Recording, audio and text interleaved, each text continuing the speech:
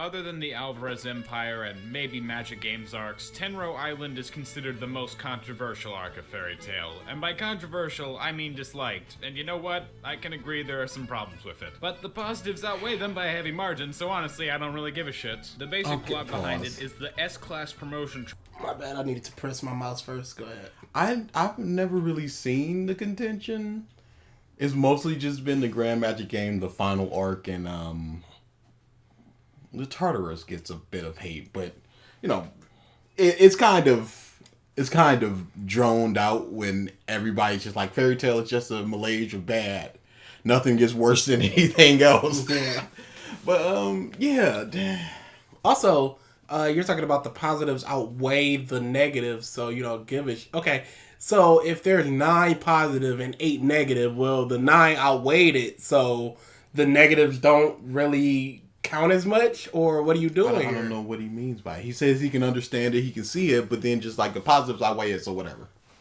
That's not the way. That's a pretty poor way to go into this, especially with a bunch of bad fights, and especially since you're just like, yeah, this fight happens, nothing really happens, moving on. You're talking about the good stuff basically only. So you're not even paying attention to the bad stuff. So of course it's going to be like, yeah, the good stuff. The basic plot behind it is the S-Class promotion trials are about to be held for 8 teams of 2. They go to Tenro Island each year because the tree gives Fairy Tail members strength, and it's where the grave of their first master is. The teams in... Oh, he's going to talk about the teams, because I need to talk about the teams. Mm-hmm. The grave of their first master is. The teams end up being Natsu and Happy, Gajil and Levy, Lucy and Cana, Elfman and Evergreen, Freed and Bixlow, Lizana and Juvia, Gray and Loki, and Wendy and Mest. I'll talk about him later, but for now you just need to know he claims to be Mystican's pupil. It's a bit of a weirdo. This exam is especially important to Cana because boss, he's not going to talk about it. Okay, so, the 8 people are specifically chosen by Makarov. There is no qualifications as to why they're chosen. It's just whoever is important for the plot. Elfman has not done anything that tells me that he should be considered to be an S-Class wizard, especially since not 3 arcs earlier, he just got a hold of his beast soul, and otherwise he would just be completely rampaging. Cana has done nothing of importance in our eyes.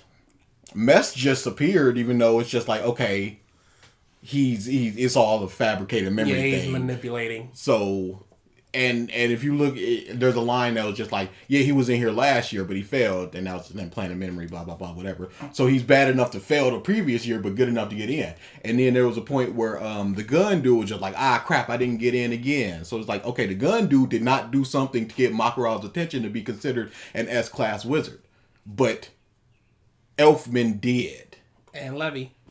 And so it's just like, there's no qualifications, and that's a really bad. It's the beginning of the argument. It's just like, we need these people to be here so all the important Fairy Tail members can be transported 7 years into the future. Yeah, why is Happy there? It's so contrived. 5 times before this, and every time she lost, saying that if she loses this time, she'll quit the guild because she won't be able to face him otherwise. Spoiler, it's Gildarts, who is her dad. Cana joined Fairy Tail a little while after her mom died because she wanted to meet Gildarts, but he didn't recognize her. She spent years waiting to tell him, and she decided the best time would be after she became an S-Class wizard like him, but she's failed every time before, so this exam will be her last. The reason Cana... I hate this arc. It was specifically... That was so matter of fact! It's just because this was specifically made to give Cana the development and give her something to do. Because the Elfman thing that happened in the Phantom Lore arc, that was incidental to the arc. It was just something that happened. This is just like, this is coming out of nowhere. Mm-hmm. She has never expressed anything of this nature. She becomes basically a different character, completely motivated. It's just like, this is for specifically this arc. This is out of nowhere. In Arlong, in One Piece, you can see Nami looking at a poster of Arlong like, but here it's just nothing. She shakes and like squeezes it and stuff. Was there anything when Gildarts came to town? Was there a look or anything? Maybe in the anime or something. Maybe even in the manga, but it might have just been like in a sea of people looking at Gildarts. So it's again, I think number 2, the beginning of the arc is just needs to happen, and it is bad like that. Is because she hung around the guild hall for so long, beer and other alcoholic drinks became second nature to her. I always find it quite interesting how Mashima takes characters with wacky traits and make those attributes have deep-rooted, painful backstories behind them. It just makes the Not necessarily. That could be anything. That could have been food. That could have been peanuts. Whatever. It's she drinks a lot and it's a character trait. Oh, but I actually drink a lot because I've just been here my entire life and I just drink. So you've been around alcohol, so she's been like groomed to be an alcoholic. What are we saying? I mean, there is 95% of the people I know in my life smoke in one way or another. I hate smoking. Like, but we were raised. I don't understand what he means. It's a tragic thing, especially when it's one line and it affects nothing. Nothing is made up of it in the future. It's never like I'm going to cut down on alcohol or anything. It is one line that is dropped there to be like, oh, this is a character, when it's simply not. If she had never appeared in the story and she was plopped in here just like Mest, you'd be like, okay, whatever. Because she's done nothing up until this point to make you go, oh, Cana. Feel more alive and like the people there could exist in real life, and that makes sense considering that Mashima based most of the members of Fairy Tail off of his drinking buddies. So anyways, is there a person in a manga that you can't exhibit some traits to make it feel like they feel like a real life person? No, it's only Fairy Tail that you could do that to. Okay, cool. Only people that are just like, hey, I'm doing this wacky trait, but actually really, really sad. Tenro Island, and each have to take a different path where they either fight each other or an S-class mage. To break down each, Gaziel and Levi got lucky with a Serenity route, Cana and Lucy beat Frida Bixlow because they were holding back to pay their debt to Lucy, Juvia and Lizana lose to Urza, Evergreen and Elfman beat Mira Jane by catching her off guard, Mest and Windy lose to Loki and Gray, and finally, there's Natsu's fight against Guildarts. Under normal circumstances, a fight between Natsu and Guildarts would always start and end with him punching Natsu into the stratosphere really easily, but this is He didn't punch him there. We have 2 instances of them fighting. That was one of them, and it did not end or begin like that, sir. Not to be pedantic, but come on now. It's pretty pedantic.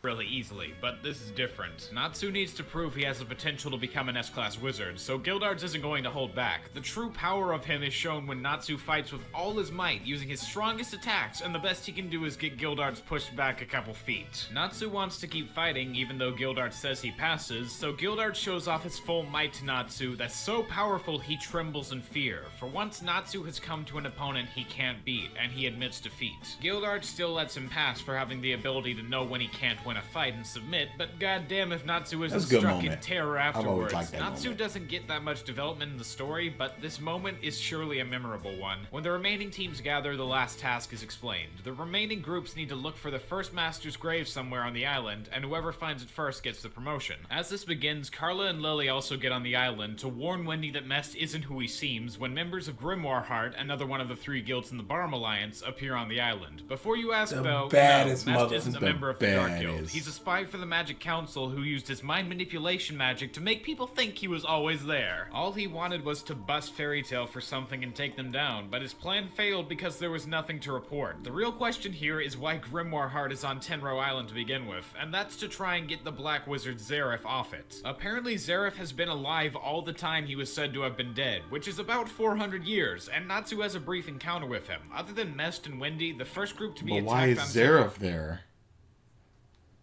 Mavis is there? Isn't it very convenient that he is there the exact day and time that the fairy exam is going on? He is kind of just wandering around the world.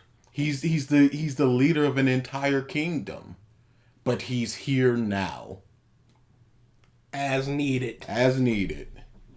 Island are Levi and Gaziel, who face this chicken and goat duo. While Gaziel is fighting them, he tells Levi to run and tell the others about Grimoire, giving some good character development between them, and he pulls out a win just barely. I haven't read them. Pulls out a win just barely. These are 2 mooks.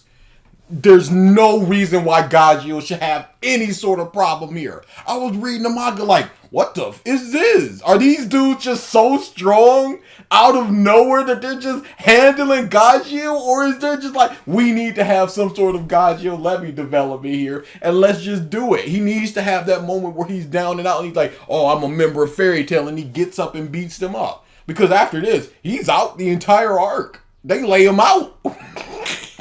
These two bums. They're not even a member of the 6 or 7 of the baddest mother that you done ever seen. They're basically recon, and they're giving Gaju the hands. It'd be like if Zoro had gotten handled by like 2 mooks when on the island where all the pirates, it's a pirate's paradise and everybody was drinking, and he just got put down by Miss whatever Sunday or whatever her name was. Of this fight, but from what I've heard, this fight was heavily censored in the anime when it was pretty gruesome in the manga. Like, holy shit, in the anime he just uses his Iron Dragon Claw and gets a little sword through that, but in the manga his hand just gets fucking obliterated with a sword that goes straight through it that he grabs onto. It's a little bit more badass than what's in the anime. The fight is still nice and emotional, but letting the show get a bit darker for that scene was sort of a missed opportunity if you ask me. No, you could not do that. That's very graphic. On top of that, blood and going through someone's, it's not necessarily darker. Yeah, it's just a moment. It's not like he loses any function on his arms or anything. It's basically a shock moment. Because you know that we have several healers. He's steel, so you can just like, oh, I just ate some steel and I just regrew it. It's basically means nothing. And darker does not equate to better quality. Being more adult is not more quality. Blood and gore is not more quality. Reconnaissance team, though, the main forces, the 7 Kin of Purgatory, The baddest The 7 Kin of Purgatory. The first fight is Master Makarov versus the Master of Grimoire Heart, Hades, who was actually the 2nd Fairy Tail Guild Master before Makarov and fell into a dark state after learning about the true origin of magic. Makarov loses, and Hades returns to his ship like the fight was nothing. He isn't dead, but Makarov is out of the fight for the rest of the arc. The first battle with the 7 Kin is between Natsu and Zenkro. Zenkro is mostly this kind of insane, loyal type that destroys his men for recoiling from battle, but he's also like Natsu but upgraded. He's a fire god slayer, so Natsu can't even eat his flames first. Natsu was able to come up with a plan where he let... They never explain what the difference between the slayers are. It's like, I'm a demon slayer, I'm a god slayer, I'm a dragon slayer. Hey, guess what? The dragons are never defeated by a single person. They're at the end of the Grand Magic Games, dragons come out of that big tunnel and they go, at the end they go, wow, we couldn't defeat a single dragon. So what is the purpose of Dragon Slayers if they can't defeat a single dragon? Do we have gods here? Where, and no wait, we do. We have the I think there's like 13 warrior gods. But hey, guess what? Natsu just punches one of them and is defeated. I don't think that happened. So I guess he's a god dragon slayer. So if if the dragon slayers can't defeat dragons and dragon slayers can defeat gods quite easily, what? It's just different qualifications for powers. Because later it's just like, yeah, I'm a lightning god slayer, and he gets one shot by a dude that locks his beats. So is it like Dragon Slayers are the highest breed of magic, and then it's God Slayer, and then it's Demon Slayers? I don't know. Because I would assume God would be the highest. You would assume, but hey, guess what? Here's another example. In the final arc with the time chick, she just turns into a god, like I'm a god, and then they Levy and Sherry, the wind god slayer, fight her for a second, and they're doing equally well. So, maybe it's not. I don't know. It'd be one thing if it was just like, look, my fire is like pretty good against everybody, but against dragon types, it's super effective. That'd be one thing. And like the God Slayer fire is like a different attribute. That's why he can't eat it. So it's just like, it's not in the realm of the things you can eat. You can eat like regular fire, but any special type of fire is not gonna work for you. But here's the first time that they're just like, yeah, there's also God Slayers. And what does that mean for against vis-a-vis Dragon Slayers? Who's to say? Were they raised by gods? Did they eat God Slayer Lacrima or whatever? What? So Natsu can't even eat his flames at first. Natsu is able to come up with a plan where he lets... And in this fight, he goes, I can't eat your flames. And then Natsu throws a punch, and the God Slayer's just like, I can eat your flames. And then, hey, guess what? Spoiler, later Natsu just eats it. And then punches him once, and he is defeated. As is customary for Fairy Tail. Sounds about right. Natsu can't even eat his flames at first. Natsu is able to come up with a plan where he lets his regular fire magic run out so it doesn't clash with Zancro's fire god flames, making it so he can eat it and defeat Zancro using those flames against him. Okay, how does he regain the original flames if he uses it all so it doesn't clash? This is ridiculous. Just the first instance of somebody like, I'm going to drain my magic to do something. This is the last instance. There was no foreshadowing. This is a stupid thing because even Makarov's just like, what the just happened? I'm gonna. Was it about clashing? And if it's about clashing, why could Zancro eat Natsu's fire? This is bad. Yeah. Why could Natsu use fire now? His original fire, if he drained every bit of it so it doesn't clash. It refilled. It would still clash though.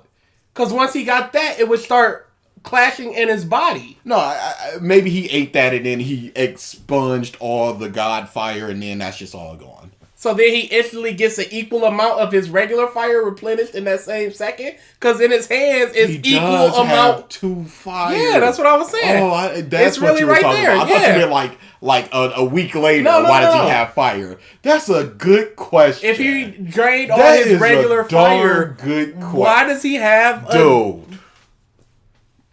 Come. And it just happens. You can't do this thing. No, but I can, though, because of this thing that was never established before and is dumb. You can't do this thing. Oh, but what if I do this thing first? Oh, I guess you can do that thing. Man, come on.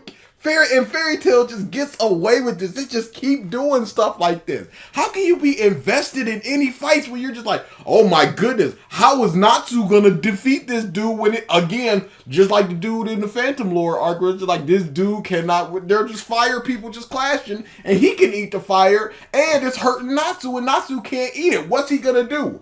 Oh, he's just gonna eat it. What thing is Natsu gonna eat next to punch the big bad guy? It's just over and over, and it's so frustrating like that. Where are the stakes? What can you play out in your mind? Because if I was thinking like that, I'm like, okay, maybe Natsu grabs a tree and punches him or something. I don't know, but even if you can't think it out in your mind, once the author lays it out, you go, oh, I can see you that. You should be able to be like, okay, I'm glad he was 3 steps ahead of me. And because I'm like, Shika doing stuff. I'm like, oh my goodness. He's been putting up little balls with his shuriken in his shirt and crap like that. I'm like, oh my, and he's leading it over to the place where he needs to be. I'm like, that's some good stuff. I'm not thinking about that, but I see how the author laid it out. So you should be able to think of stuff like that. But I just personally didn't think of it. It's logical. It's consistent within the universe. It's consistent with the character, the power set that's been set out. No, what can we say about this? And guess what? He didn't just win. He lost because what could he do? Even with chakra, not too much he can do. Yeah, he's not a fighter type. Yeah. He's like a support leader. I always thought that it'd be better if Shika kept his kunai someplace that the opponent didn't, so that because they all keep it on their legs and so that'd be not whatever. That's not, it's not Shika's story. It'd be smart if he had a kunai on both legs and he would have to put it on different legs, but they all seem to put it on like their right leg or their left leg. I'd say like a hip or. Yeah. a fanny pack or something like Or that. in one of those pockets on his vest. Yeah, something like that. So it's like because when they did that against the chick in the first round of the tuning exam, they both threw a sound ninja. shuriken, and he was just like, "What is this gonna do?" And then it bonked her and bonked his head. But yeah, that's what I was always thinking. So he can eat it and defeat Zenkro using those flames against him. Meanwhile, flames. Mira is facing off with Pause. Azuma. He has no opinions about that. That'd be something that was just like, yeah, that's kind of bad. I can understand why people are saying this, but he did take, because he completely forgot the whole thing, because Makarov was there and there was a big thing about this is the fear that that Gildarts was talking about. Okay, but... And I can't be afraid anymore. I gotta keep fighting on. Maybe he's just explaining it and doing the RAM where it's just like, now it's time for my overall analysis on everything. Maybe. Facing off with Azuma, this guy who can manipulate plans, and she ends up unconscious after she shields Lizana from a bomb Azuma strapped to her. Ultir is also on the island and captures Zeref while he's still in a weak state. Elfman and Evergreen run into this guy named Rusty Rose, whose magic allows him to create anything he wants as long as it comes from his imagination. Pause. Terrible power.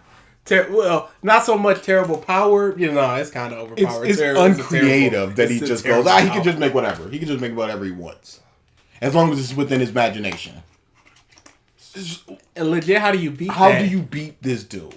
Without you going, this dude was just stupid. That he didn't just make a suit of armor that he just wouldn't get punched through. That he wouldn't make a tremendously large cannon and just blast these Yes. It's limited to your imagination. Have somebody like Okuyasu have this power. Yeah. Where it's just like, this is a stupid person. He is a dumb man. He's just making big fists. You go, you are not using it to the best of your ability, but it's excusable because you're stupid. It's like Green Lanterns, where if you were a fighter pilot, you might use like airplanes and stuff. But Kyle Rayner's an artist, so he's coming up with all these creative things. But here comes Hal Jordan, like, here's a boxing glove that's real big. Here's a brick wall. Like, and it's another problem with just totality of just like, I can just create anything. Like, okay, so why are you like the fourth seed of this dark guild that has never been introduced up until this moment? Is there anything that's like a limit to your power or something, sir? Too big, too small, too sturdy. Oh, you can't create too many things at the same time. You can't create two things at one time. You have to be perfectly still to create them. You need to clap your hands twice. It needs to take time depending on the mass of the object. You need to understand how the thing is constructed, like Momo in My Hero. Anything. And then in the next arc, it's just like, I'm a memory guy. I can just memorize any spell, and I can also make you forget spells. I can make you forget. I can remember spells. I can make you forget spells, and if I see a spell, I instantly remember it and can instantly do it. An unlimited number of times. It's not like I got one stored and just do it and then that's it. And then, hey, guess what? I'm just defeated by an ice punch. Yeah, it'd be cool if he had like 7 spells and then when he creates a new one or remembers a new one in the book, the first one goes away. So he has to strategically, like, I got this super powerful spell, so I can't remember your spell right now. So I just gotta do what I do.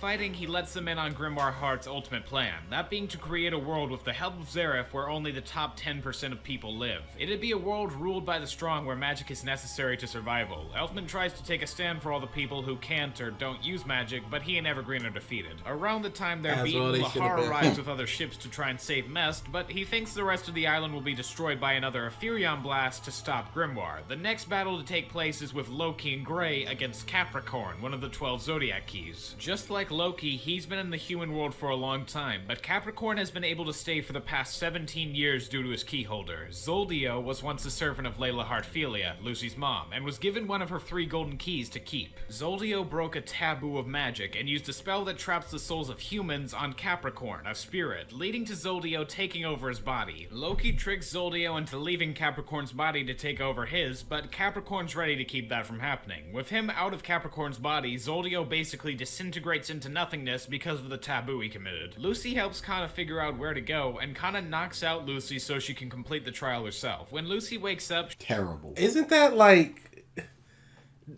I did it, but you didn't? Like, everybody, the person next to you figured everything out, and then you crossed the finish line, and it's just like, I did it myself? It's terrible, especially since at that time, they were aware of there are enemies on the island. So she just knocks her out, leaves her defenseless, and this dude comes up, and he almost squashes her, but she luckily wakes up at that exact moment. She should be dead.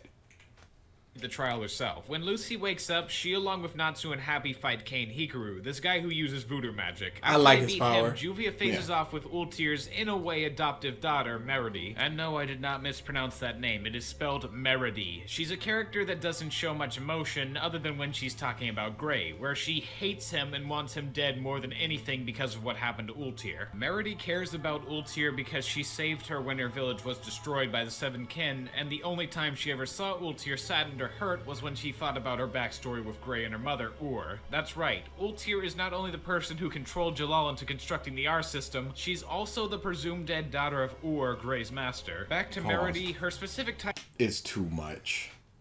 Why do you need... Let's wrap it up, y'all. Why do you need... wrap all these up. She does that, and then she's just very evil. She's constructed very numerous evil plans. She was the one that controlled Jellal when it was just like, I am Zareth, and now I'm controlling you, and that was the whole Tower of Heaven thing. So she was complacent in the slavery and death of a bunch of people, and it's just like, oh, you are forgiven. And then later she helps with her time. Garbage. It's not garbage. It's ridiculous. Mashima thinks that good storytelling is just like, no, I knew that person. I know them. Yeah, like creating connections. Yeah. And because of the connections, the story is good as opposed to just making the story good. Because the next arc is like Kaguya. Her whole motivation is Jellal killed my brother, and the brother that died, he was the dude from the Tower of Heaven, that one dude that died. That was my brother. Like, of course there's a connection there.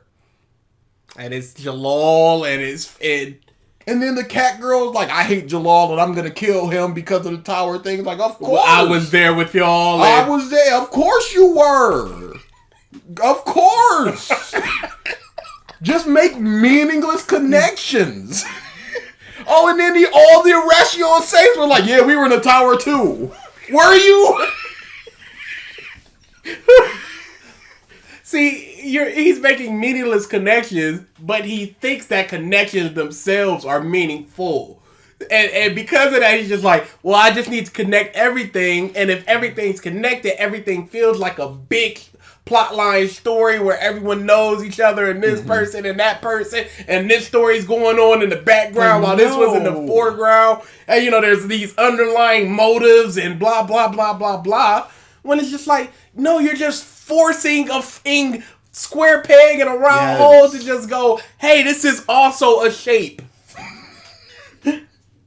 Magic involves sensory link, meaning people are linked together and feel the same things as one another to an amplified degree. Like so her she power. attaches herself to Juvia and Gray. The main purpose was so Melody could kill herself and therefore kill Gray and Juvia along with her. But with the sensory link, she starts feeling Juvia's love for Gray overcome her hate. And Juvia lets her know that there's more to life than just dying for someone. At around the same time, Cana finds Mavis Vermilion's grave, and along with it finds the spell Fairy Glitter, something Hades' second-in-command Blue Note is looking for. She finds the others while Blue Note is just wailing on them and tries to use Fairy Glitter, but it isn't as powerful as she wanted because...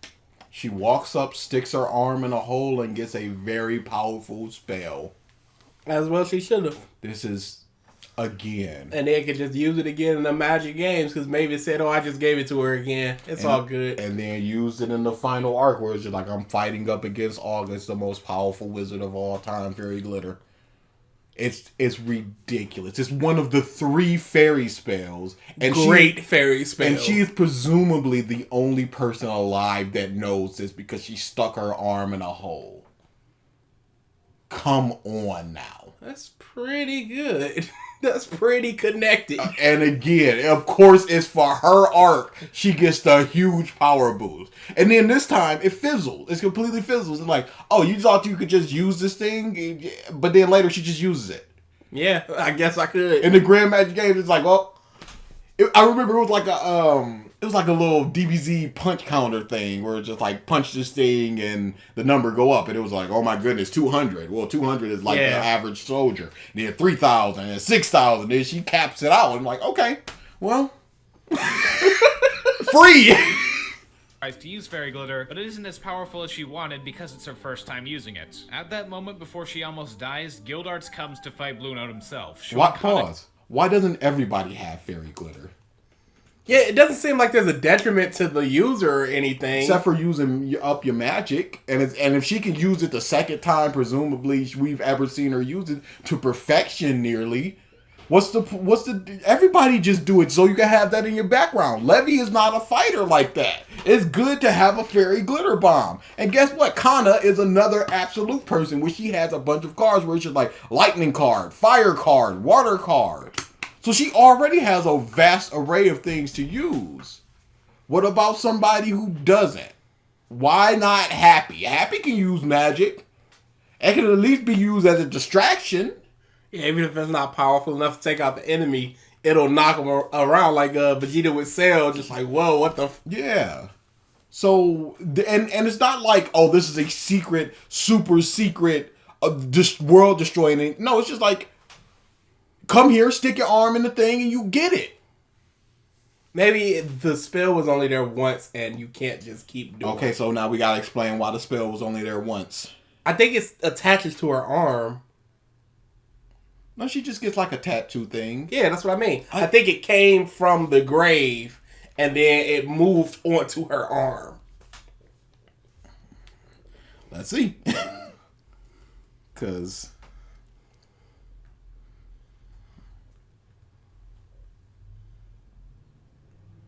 Yep, Mavis and Cana are the only people who be able to use it. Why wouldn't they be able to?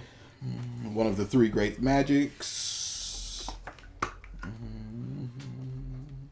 It is also an exceedingly complex and unfathomably intricate magic. Here you go. Yeah, according to Mavis, it takes a lot of magic power and concentration to wield. Kind of... Fairy glitters. Nope, fairy glitter. Nope, that's not it. Yeah, the only thing that it says is sealed within Mavis's grave. But...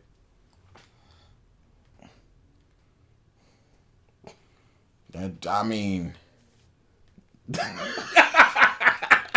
So, for all we know, it can't just be like... It can't just be... Because Mavis did just say, yeah, I just gave it back to her for the Grand Magic game. They're like, well, there's fairy glitter. Yeah, I just gave it to her. So, yeah. And this freaking wiki page is 3 paragraphs long. So, I can't even, like... There's not much on it. I gotta hit it with my mouse. By Blue Note himself, showing Cana she doesn't need to be an S-class wizard to get the respect Pause. and love of... Boy is very lucky that he showed up at that exact time, Boy, how exactly where he convenient. needed to save his one and only daughter in a moment that gives her closure for her lifelong tragedy. What was he even doing there? He was one of the S-class. Oh, yeah. I forgot about that. But this is the first time that we've seen him since the Natsu thing, and it is very convenient that he stopped his one and only daughter from getting murdered at this exact second. That's Showing all. Cana she doesn't need to be an S-class wizard to get the respect and love of Gildarts, though. Yeah, she never needed to do that, but he was just like, he came up and she was like, I did one of the greatest spells in fairy tale. He doesn't know yet at this point. At the same time Gildarts is dealing with Blue Note, Azuma makes the fairy tree fall, causing the members to all lose their power. That is... I'm sorry, what? Yeah, it falls and they're just like, No, oh no, the I power remember. of fairy tale. I remember. I'm sorry, what? Please, please to be explained. So once the tree falls, can they not just be like, I renounce my membership to Fairy Tail and receive their power back? So wait, once they get the tattoo and are officially a member, does their magic convert to the tree now? And is it linked to the tree? And is everybody's magic just like Gildarts uses 1,000 magic and the tree has 10,000 magic. So now as a collective we only have 9,000 magic left. Or does everybody get a specific amount of magic based on whatever their branch is in the tree? Wow, this is really stupid. This is real dumb. Because it's not even a tattoo, it's just a stamp. So again, does it convert to the tree now? It's just... Once you remember a Fairy Tail, well, you got a huge detriment. Because if somebody goes over there and cuts down that tree, you lose all your magic. So, do I gain anything in return? No, you do not. It's not like you gain this stamp. It's not like you get more powerful because you remember a Fairy Tail and you got the tree magic. And if you do gain more power because you remember a Fairy Tail and you got the tree magic, well, what the is that? Why does Fairy Tail get a boost just because they get a stamp and like I'm a member of Fairy Tail? Now I can understand if there's this huge detriment of just like, hey, we all know Fairy Tail got that tree, let's just knock it down and kill him. I'd accept this was a secret island. Though. Yes, I understand, but I would accept that boost if it's just like the enemy now can just go to the tree and cut it down. But again, first time this has ever been established, and then it's just a huge detriment to the people on that island until the moment that it's not. To all lose their power. That is, other than Urza, whom he's intentionally kept the power of, so he... Why can he do what is... Excuse me? And this is fine. Please to be explained. I am going to cut down this tree. And this tree, absent of my powers, saps the abilities of Fairy Tail members. But I'm going to exclude that from you. But that is not your power. You have nothing to do with that. You cut down the tree. Unless, you, like you said, Urza got a branch on the tree and it's like, that's your branch and you cool. Can fight to see the true power of a warrior. If Urza wins, Ozma brings the tree back up. If she loses, it stays down and the members of Fairy Tail all lose the battles they're fighting because the tree is directly related to their strength. How, sir? You're just saying that it is without explaining the how. It is a very artificial thing that provides stakes to the Urza fight and the fights that are currently going on at this moment because they're just like, what, we're losing our powers. Is directly related to their strength. During the battle, Urza hears the voices of everyone she's fighting for, including Jellal, and comes to the conclusion she wasn't protecting her friends all those times she fought, but they were protecting her, and thus she needs to repay the favor. The main reason she's able to beat Ozma, though, is because the magic of Tenro Island's tree can't be used to harm Fairy Tail wizards, only protect and help them, and Ozma is directly trying to use the power of the Tenro tree, making it impossible for him to actually beat Urza because she would only absorb that power rather than be harmed by it. So the tree can give the power to? It protects. It can't be used to harm. But it protect, it boosts? Exactly. But then at the very end of the fight, what happens? There is no strategy. There is no thinking. She just flies forward and slashes him. He goes GG and he dies. GG here, tree. Basically! So it's just, it's one of those, this is a thematic fight. This isn't a fight. This isn't about the clashing and the thinking or whatever. This is about the feelings and the family and the ties and the protect and all those things. So it doesn't matter what happens at the end when she just one-shots him. What happens is that all of Fairy Tail is protecting Urza. And by protecting Urza, they're protecting the tree, and the tree comes up, and then they all get their power, so it's all connected. That's what it's about. But what happens at the end? Well, she just flies forward and slashes him once. He has no protection. He has no defense. He couldn't step to the side 3 inches. and he dies. Power rather than be harmed by it. Several people see this as just another power of friendship win because Urza mentions the connection she has with all her fellow guildmates, but it ties into the fight with how the power of the Tenro tree can't be used against any members, and also they're all connected through it, so it does tie back in. Yes, it ties into it, but is it not a power of friendship thing? Is it not just a boost? If it was just all I need to do was cut you once, what is the difference between all the cutting that she attempted up until now and this moment where she does cut him? She realizes that her guild is important, the protecting, the armor, the family, the whatever, and then she gets the boost and she slashes him once. This is the sequence of events. Azuma helps the Tenro tree rise again at the cost of his own life, giving Guildarts the strength to pull out a KO easily on Blue Note. Gray also officially meets Ultir for the first time at that moment. At first, it comes off like Ultir is on Gray's side. She says she doesn't blame Gray for Ur's death and that she wants to get rid of Hades, but the only way to do that would be for Gray to use Ice Shell on him. With that in mind, Gray immediately figures out her ruse and stops Ultir right before she kills an unconscious Juvia. That's how the fight between Ultir and Gray starts. In the beginning, it almost seems like Gray has no chance of winning due to Ultir's Arc of Time magic, allowing her to speed up or slow down the process of non-living things. She has both the Arc of Time magic and she has Ice Make magic. How are those two connected? Who knows? She just learned them both. So does that mean that Gray can learn an entirely different element? Sure can. Why doesn't he? Who knows?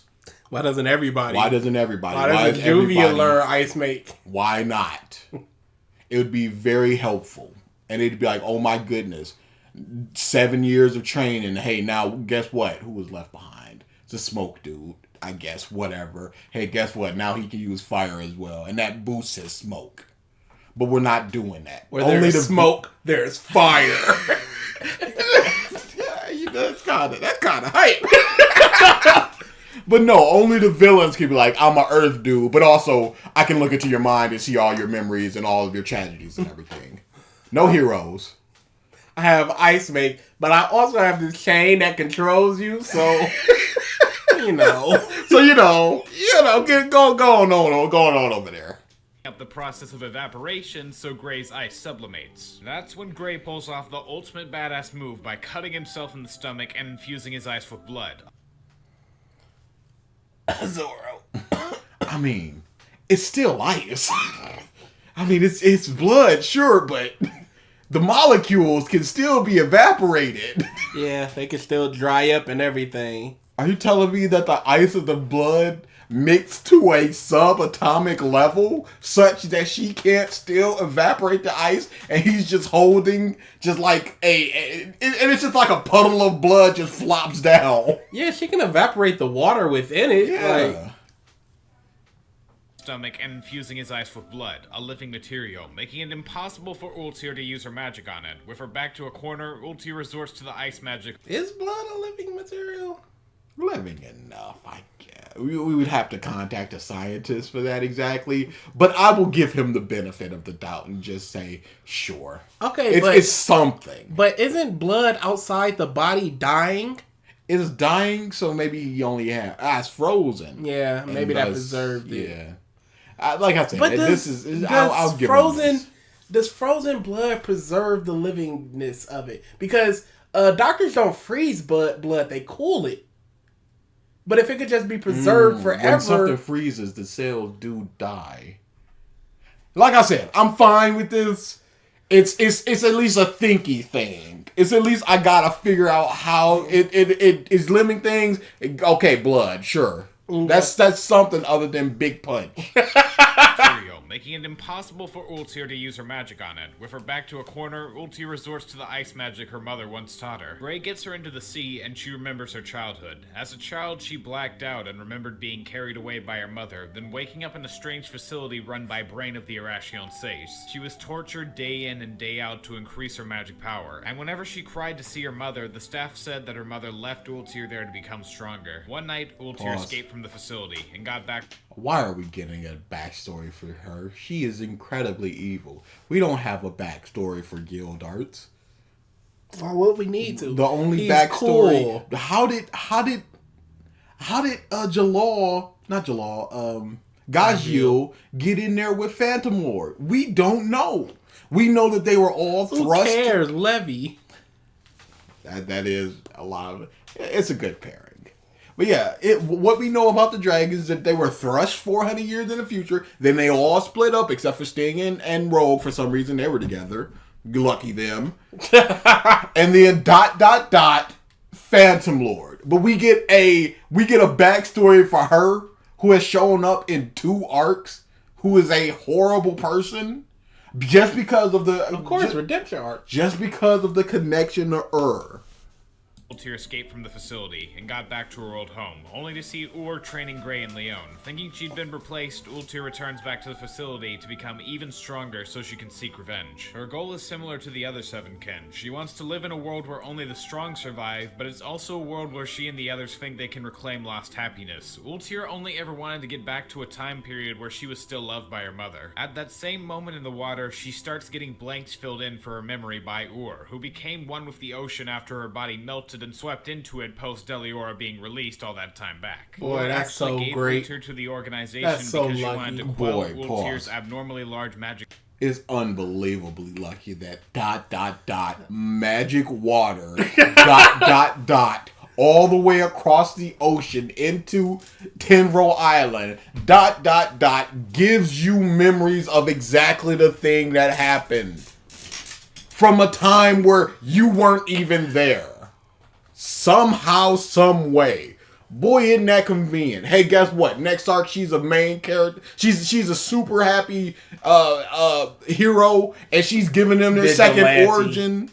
She's giving them their second origin, which allows them to freaking compete in the Grand Magic game because they lost out on not only 7 years of training, but also 3 months of training. And then at the end of the Dragon King Festival in the tournament arc, she sacrifices her life for 1 minute, turns back the clock. That saves a bunch of people's lives. And then she unleashes somebody's third origin in the final arc.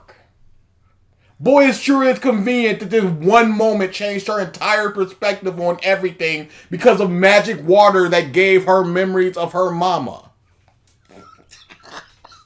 Boy, this sure is a good story. I'm enjoying this. When you lay it out like that, It doesn't sound that good.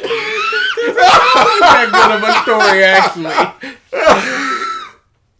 Body melted and swept into it post Deliora being released all that time back. Ur actually gave Ultir to the organization because she wanted to quell Ultir's abnormally large magic power, and when she came back to see how Ultir was doing, the organization claimed she died from her power. All this time, Ultir had been living a lie. No, she's dead.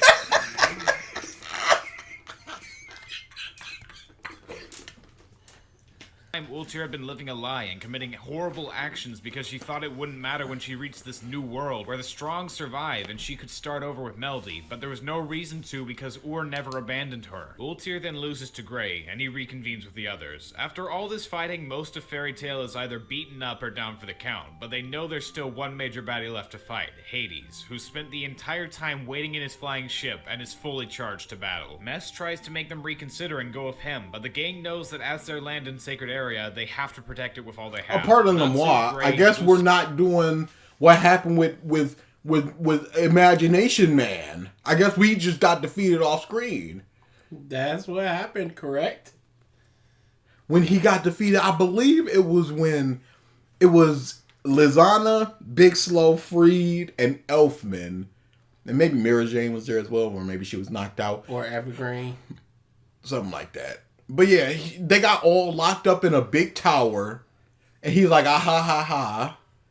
And then, yeah, that's what happened. And then Big Soul was just like, oh yeah, I have the ability that whoever looks into my eyes, I can control them because that's very convenient. And it connects with my ability to control little puppets. Those are both things, especially since Evergreen can turn people to stone, whatever. We're not talking about that. But yeah, and then Elfman looks up and looks into his eyes. Elfman punches him. He gets distracted, and then they just hit him once.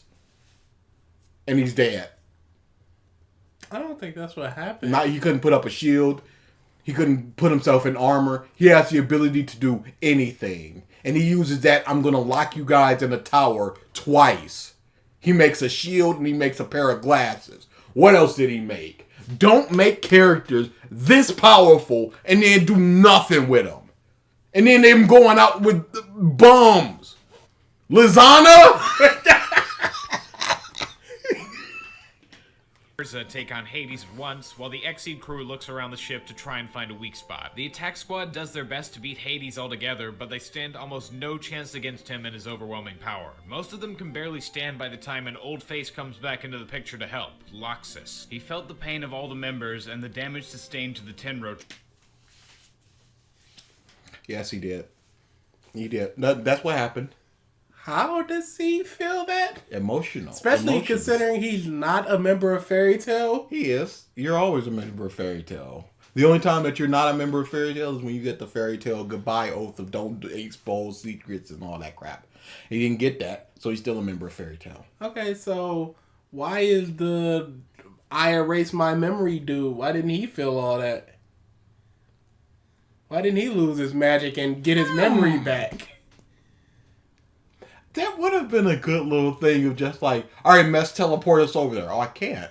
That would have been a good little thing. Except for it was just clearly in the moment that he was just writing this crap. And he didn't think about that. Because the quadruple erasing of memories is so stupid. You're going to be a sectuple agent.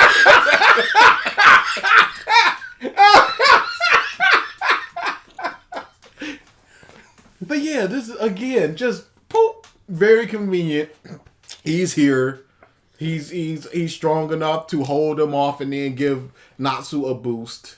And then they win. And I hate his fire pants. That looks very... Why is this elderly man rocking these fire pants? You might as well ask 50-year-olds in Detroit right now why they rocking skinny jeans. Come on, kid. You know what it is. Of all the members and the damage sustained to the Tenro tree, so he came over to check out what was happening and came upon Hades' ship. He fights Hades, but doesn't believe his power alone is enough to fight him, so he transfers all his remaining power to Natsu, turning him into a lightning fire dragon slayer. I do not believe that I, a person who in the very next arcs defeats the number 5 person in the 10 Wizard Saints, I do not believe that my power is great enough to defeat him, but Natsu's is. So I will give Natsu my remaining power and combine that with his almost 0 power, and he will defeat... I hope that he will defeat Hades. Urza was right there. Why didn't she get it? Well, she would need to figure out a way to eat it, and the whole thing was just like, Natsu's going to eat my lightning, because this is an established thing that can happen, that people can eat other elements. Oh no, wait, this is the first time that it happens. It's not the last time, but it certainly is the first time. Why didn't Wendy get one? That would have been kind of high. Water and wind, I think that would have been good. Doesn't matter. Was there a water dragon? No, there was not a water dragon. Why was there poison and not water? Whatever, doesn't matter. But yeah, yeah, it's just like, here you go, Natsu.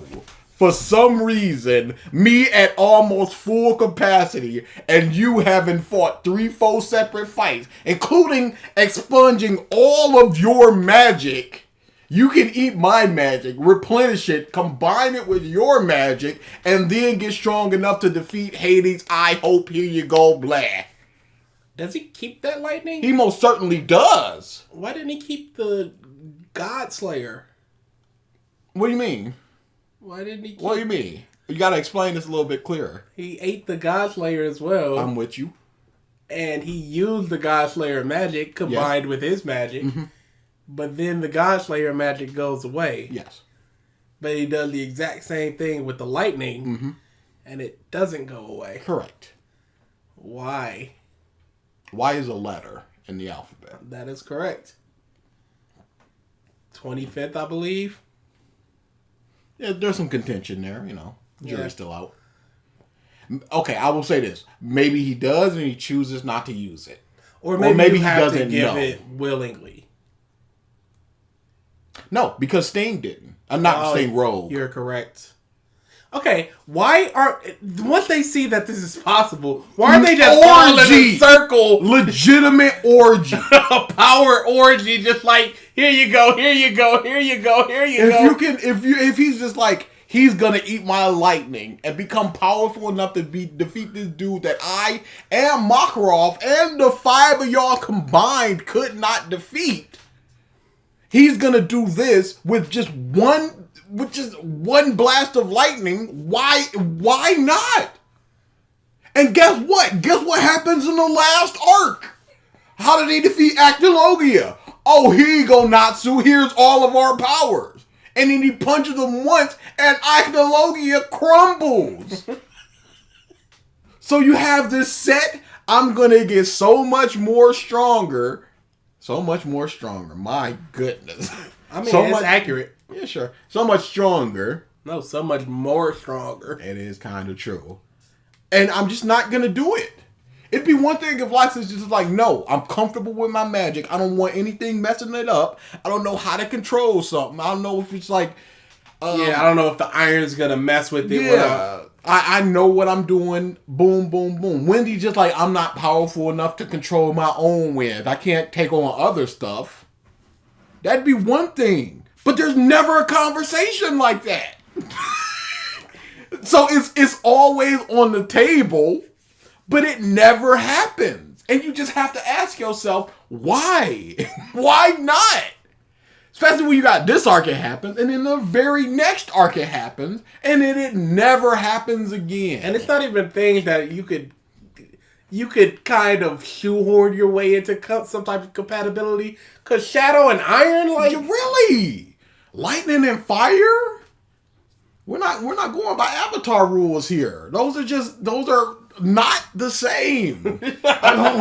Iron and Shadow, black and dark gray. If you want to like, and then like lightning creates fire if it strikes.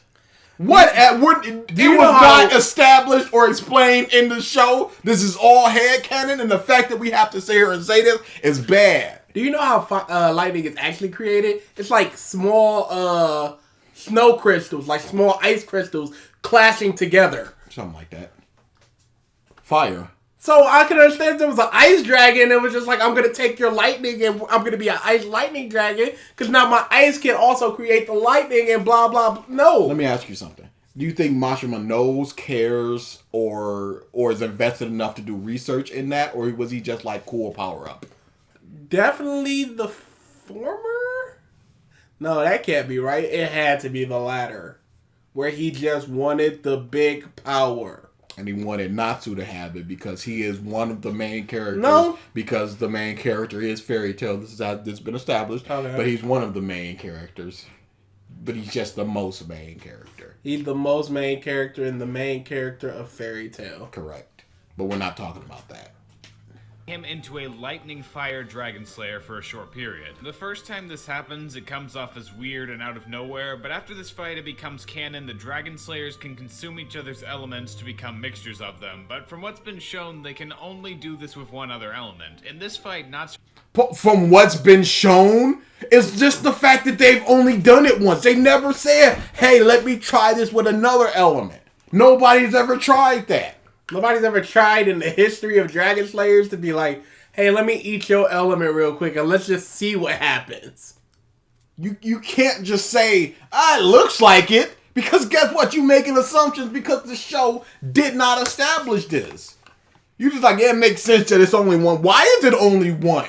Before this moment, we had no reason to believe that you could have two. Seriously. So after this moment, why do we have any belief that you can't have 3, 4, 5, 6?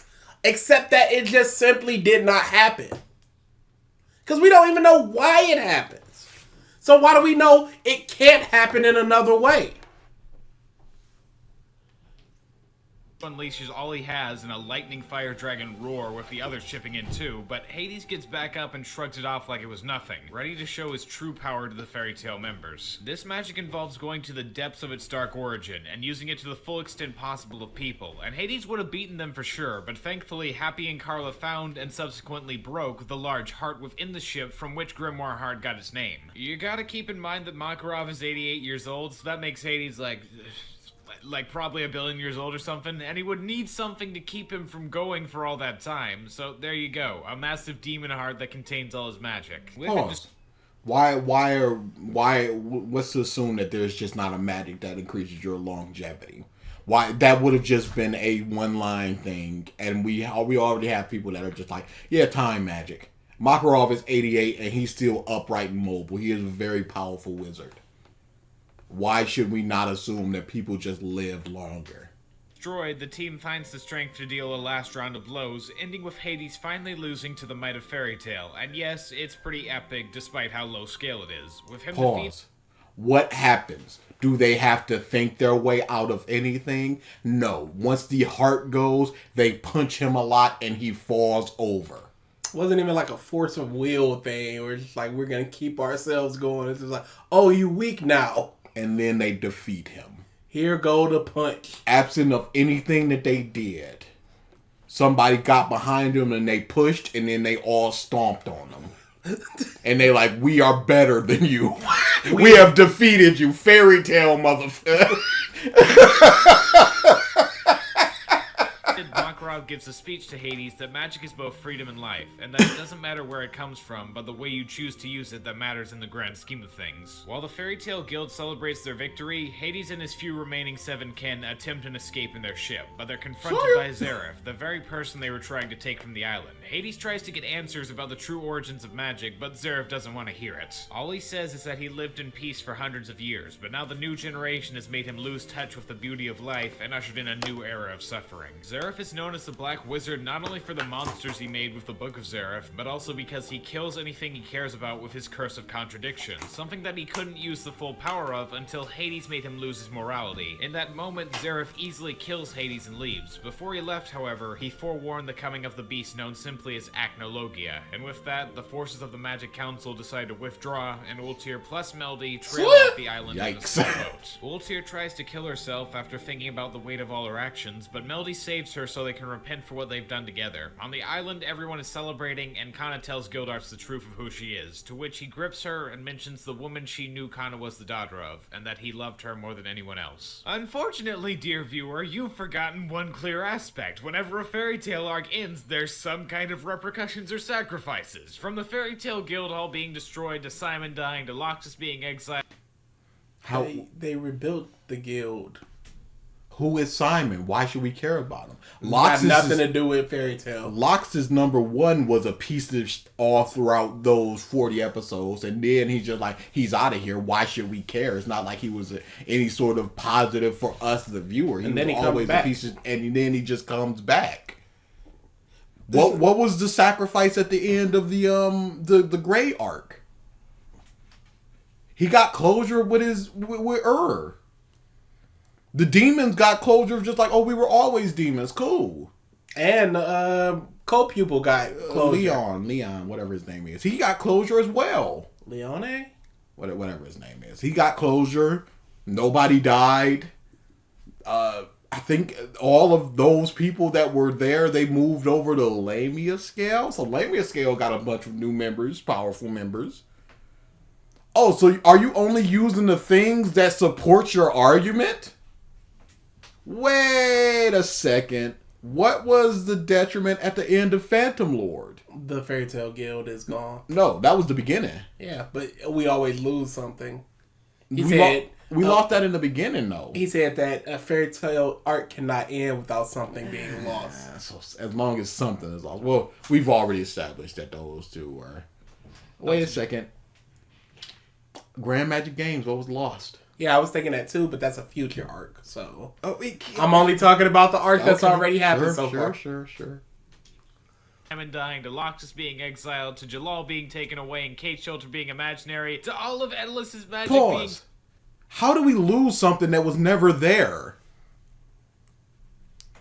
It didn't exist. What loss is there? Yeah, it's like if you go out and get some food, like a burger, and you lay it on the table, and then you eat it, and your roommate's like, hold up, that burger, yo. It was like, you never had that burger. Like, it's nothing to you. So what did you lose there? It's like if you look outside and you see a dollar bill floating in the wind, you go out there, you grab it, it's one of those advertisements like, oh, come to this website. You didn't lose $5. That never existed. naked and never seeing Mystigan again. Something always happens. And this arc is no different. During the celebration, Acnologia appears on screen for the first time, and he is powerful. The entire guild tries to take him on, but they can barely land a hit in on him that does any damage whatsoever. It doesn't help that they can't fight at full strength, having just finished all their respective battles. With fear But the running tree! through the guild, Natsu remembers what he learned from guild arts. Sometimes you have to face the fact that a fearful enemy is unable to be beaten, and use that fear the best you can. With Acnologia readying to fire another blast, all the guildmates join hands and ready themselves to die. They've accepted their fate. Pause. No, that's not what happens. They go, everybody circle up, and we're gonna use Freed's magic to teleport us away to Fairy Tail or something. That was the point. I don't think you watched this arc. I don't think you know. I don't know. You're right. I'm wrong. Guildmates join hands and ready themselves to die. They've accepted their fate and are ready to die standing next to each other. Acnologia fires the blast, and Tenro Island just disappears. This moment really fucked with me on my first viewing. I hadn't seen such a wow that just happened since Toy Story 3. It actually radiates really similar vibes to it, though in this case they were all ready to die and didn't seem to be sad about it. Obviously, with over 200 episodes left after this episode, they aren't dead, but well, the next episode cuts to 7 full years later. Fairy Tail is in ruins. With all its most powerful members and friends gone, Makao becomes the new guild master, but in their absence, the guild hall was repossessed, and they had to move. But the main character, yo. No, the main characters are. It seems like they're all gone. I don't know. And once as they are gone, Fairy Tail falls into ruins, and then a bunch of people peace out until the moment that they're back, and they're like, "Oh, we Fairy Tail again. We're all here! Yay, Fairy Tail!" To a smaller hovel. Nab still hasn't picked a job in 7 years, Droy got fat, the guild is constantly harassed by this other guild that they're in debt to. It's pretty depressing overall. Blue Pegasus and Lamia Scale tried to help for a long time in searching, but nothing ever came up. Alzak and Biska, the magic gun wizards, are still searching on their ship. Is that who they are? Oh, let you see this? Everybody, focus all your magic energy on Freed. Let's all join hands. We can't let it in. Everybody, join your powers together as one. Let them show the power of our guild. That's not what happened. I'm sorry you don't understand what happened. I'm just saying. That's literally not what happened. Yeah, you're right. You're wrong. It's right here on the page. Oh, this sounds like a not reputable source. This manga, I don't know. Spirit of Mavis Vermilion appears on top of the water and raises Tenro Island from the ground. Fairy Tail was saved from Agnologia's blast because in holding their hands together in unison, they shared their magic power to cast another of the 3 most powerful Fairy Tail spells, called Fairy Sphere. It's an absolute... Boy, isn't that convenient that there is another powerful fairy spell that does exactly the thing that we need right now, and it works to perfection. Boy, isn't that great? Sounds pretty great. Well, how are we going to get out of this situation? How about this thing that was never mentioned before that works exactly perfectly? How about that?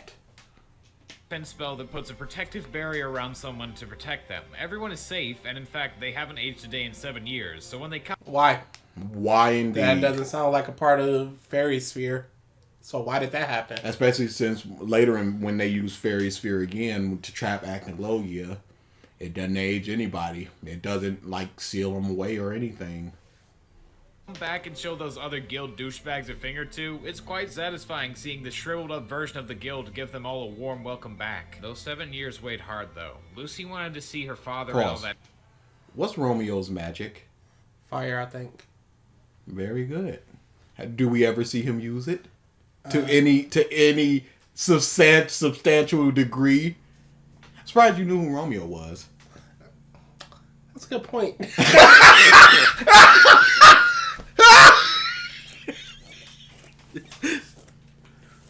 Lucy wanted to see her father in all that time that she'd been gone, but she couldn't. Oh, pause. Everything with her dad is money. Yeah. her going to be like her just traveling along trying to get to him when it's just like, I'm a poor old man and just give me some money to get here. Just give it. You owe me. I'm your mother's and daddy. She's like, no, get out of here. And then he's like, I did it all by myself and it felt good to do it and I'm gonna stand on my own 2 feet. And it's like, yeah, that's good. And she's like, I don't exactly forgive you, but you do you. And then she comes back, it's like every year she's got presents for him and he never gave up hope and then he just died so he was paying her rent. That's some good stuff there. Except for Phantom Lord. A month before. What's more shocking is what she sees when she goes back to her apartment. The landlady kept it clean every week waiting for her return, and Lucy's father sent a present in the mail every year on the same day. Her birthday. For 7 years, he always remembered, and he also paid Lucy's rent every month so it would be the same when he knew when she would come back. Something I forgot to mention was shortly after the Phantom Lord arcs, Lucy's father lost all of his money. At first, he was sorrowful and begging for money, but soon he came to the conclusion that this was a good start to try and start his life over and rebuild his fortune from scratch. So he lost his estate and made little money, but he still paid for Lucy's rent every month for 7 years and sent her a present to show he knew she'd come back. It's a really touching scene, and I'd be lying if I didn't say I shed a tear on my first watch. It's good stuff. It's money. That, news comes in that churches across the country are being destroyed, and a mysterious distant relative of Lucy's named Michelle shows up with a large key left behind by Lucy's father. Before I go any farther, I should explain the complex relationship this arc has with the canon of Fairy Tail. Technically, this arc is filler. It was never shown in the manga and is exclusive to the anime. But these are all like Mashima's ideas. Is it? Yeah, okay. That's one of those things where Mashima was just like, I got these ideas to close up this thing, but it's not time. There's no time in the manga, and it's not big action stuff. So people ain't rocking with this. Yeah, I understand.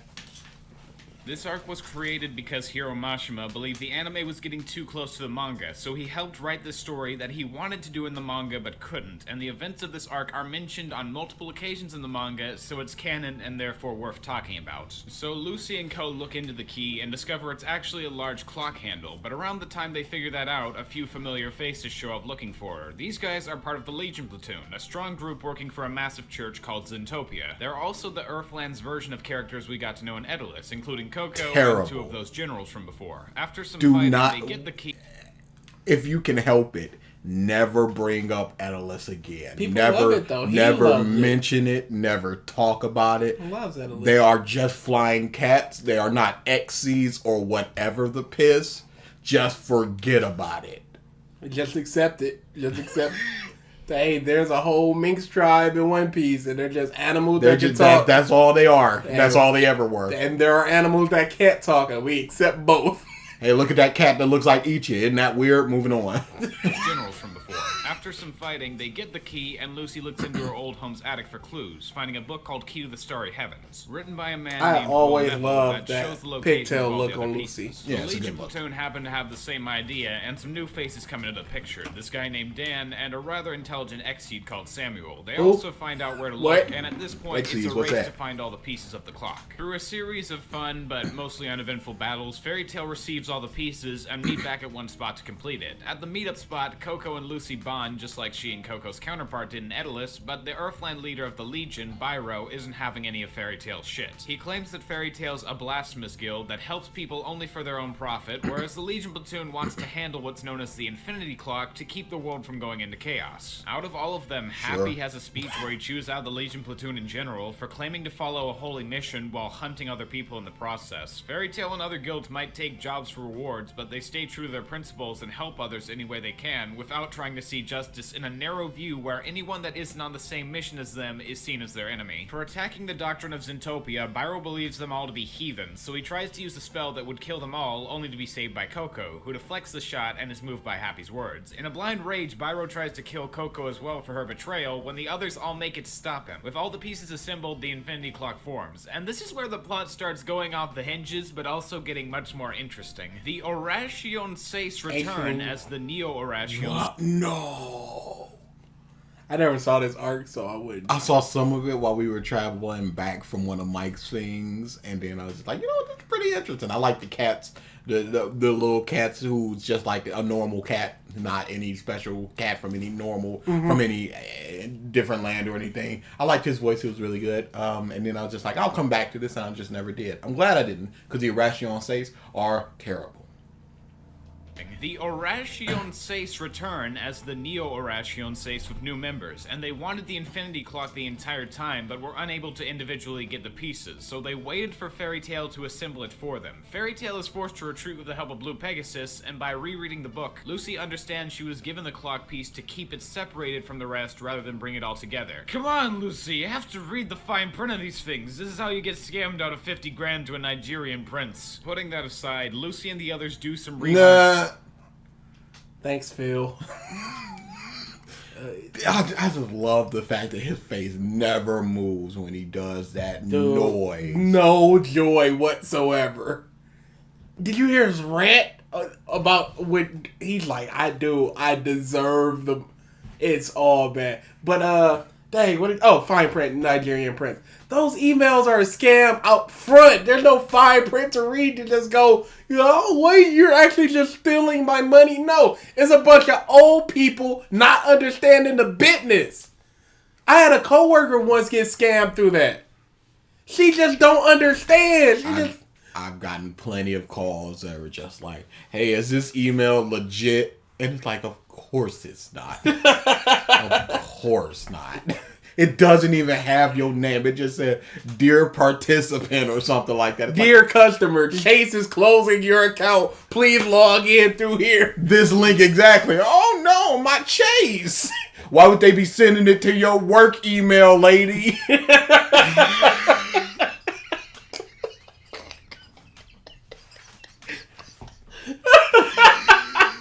Lucy and the others do some research on Will Neville and discover he was not only a celestial spirit mage, but he was also once a Zentopian priest with many disciples whose whereabouts are unknown. But before they can focus on that, the crew knows what they have to do. Cana uses her magic to divvy them up into teams so they can find and subsequently defeat the Neo-Irration Seis. At the same time, another fairy tale wizard who joined around 7 years ago named Cana starts hearing voices and writing messages. It turns out she's actually Cobra's old snake Cubelios, whom he's been looking for and was put under a spell until Zero was defeated. Elsewhere, Lahar is investigating into Zootopia possibly helping the Irration Seis escape. Spoiler, they did. And he gets the help of Doranbolt, who is just a mess and still calling himself Mess, the betrayer of Fairy Tail, because he thinks Wendy and all the others are dead because of him. Lahar recruits him to help in the investigation, and they find Racer about to kill a celestial spirit mage named Katja. Before he attacks her, Katja explains she and the other celestial spirit mages, who are descendants of Will Neville's followers, have been treated well by the church, but that all of them carry the curse Goodness, of a great. link. Calm down, Mashima. Shut up. Light called an anti-link blade, and it what the goes away. How many episodes was this? The pieces fit into place. He breaks out of the cell and takes Coco with him, but they need to face Gutton again. At the same time, Gildarts and Loki sneak into the Archbishop's room to find LaPointe, who challenges Gildarts to a battle. At the same time as that, Mira is fighting Racer, and when he asks her why she's faster than him, she explains that he's doing mental anguish to his body by running, and he comes to understand he wasn't going fast, but running away from his fears, causing him to break down in tears. But wait, that's not his ability.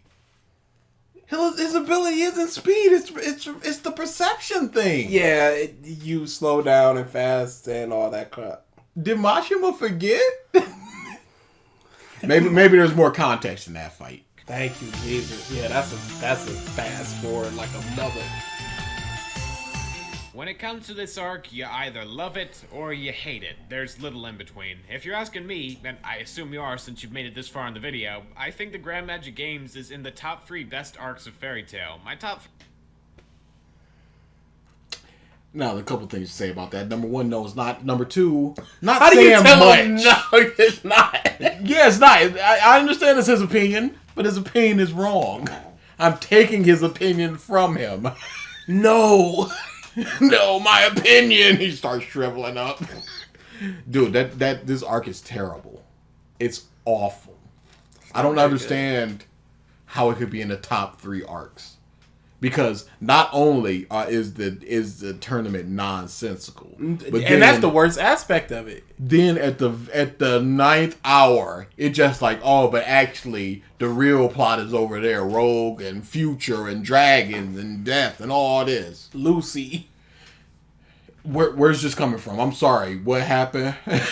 Is in the top 3 best arcs of Fairy Tail. My top 3 being Grand Magic Games, Tartarus, and at the top, Daedalus. One of the... That's all you need to say about that. That's legit all you need to say about it. Tartarus sucked, Grand Magic Games sucked, and Daedalus super sucked. Daedalus doubles. I don't do honestly. And that's all you need to hear about what he thinks is the best. Okay then. All right.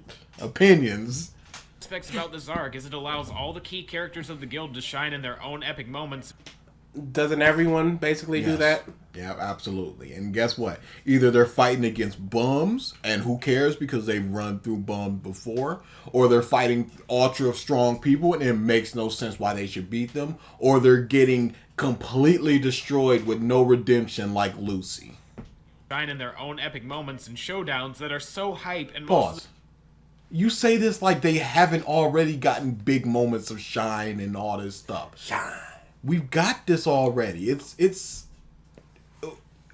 who's aching for another big Urza moment? I was, if it's more like that Monsters. The Monsters is hype. Dude, did she do anything else in that arc legitimately? Because that's the only thing I remember from her. She fought against Kaguya and... Oh, yeah. Whatever that was it fine. Begins with and I like M. Kaguya because I like sword women, like stoic sword women. Yeah, she's really good. But other than that, Nerf and because it's a big problem because Urza is just like a destroyer. So is Loxus. Destroyer. Mashima constantly forgets, but Juvia's body is made out of water, so she can't get physically hit. He only remembers it when it's just like, you can't hit me, I'm water. And then somebody hits her, he's like, oh no, you hit my water body. Yeah, because I was using fire or a heated blade or something. It's terrible like that. And look at it like this. Wendy got one moment. Elfman got one moment. What did Natsu? Natsu had the truck thing. Natsu got a moment and it's just like... And the Sting and Rogue thing. Mm-hmm. But my goodness! Again, stomp down!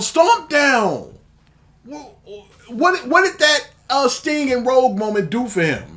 It was just a big moment of, oh my goodness, Natsu real strong, because he's taking out these 3rd generation Dragon Slayers who said that, oh, we got, not only are we Dragon Slayers, we got the Dragon Lacrima, and we're even stronger because we bathed in the blood of our dragons as we killed them, and that makes Dragon Slayers stronger, so we're super duper uber strong. So there's no chance that you can beat us. And we can turn on Dragon Force on and off on wheel, and guess what? Here's a Unison raid. And he beats all of that without going into Lightning Fire Dragon, or his own Dragon Force. He just swats it away and beats him. Yeah, that's a big moment of, oh my goodness, but guess what? That makes Sting and Rogue look like the Ultra Bums. Because who... Or it just makes Natsu look like a king god. He looks like King of Piss Mountain. I'm solid. You got that. And it looks, Sting and Rogue look like crap because what have they done up at this point? What moments, what fights do they have? Do they have a win against somebody like Loxus or somebody strong that we know to compare them to? But they're just like, no, we're Dragon Slayers and we're really strong and we just got one shot and it's over. How is that good? That's good for Natsu, but nobody else. But guess what? We already knew that Natsu was super strong. Showdowns that are so hype and most of the time have great payoffs. The main idea of this arc is after the I like how year he said gap, most Fairy of the Tail has time. gone so low as to be seen as the weakest guild in Fiore. For the past several years, the Grand Magic Games has been held, and every time Fairy Tail has come in dead last. The new top guild is an upstart band of newcomers called Sabretooth, who have their own set of twin dragons and really powerful wizards. Makarov's banished son, Ivan, has also started his own guild called Raventail. Pause. The express purpose... Raventail is really bad. Because it's just like, I'm Makarov's son, and just in the previous arc we already had this is the previous guild leader, and now it's just like, oh, here's a previous son of Makarov, and then he gets defeated and he is never brought up again.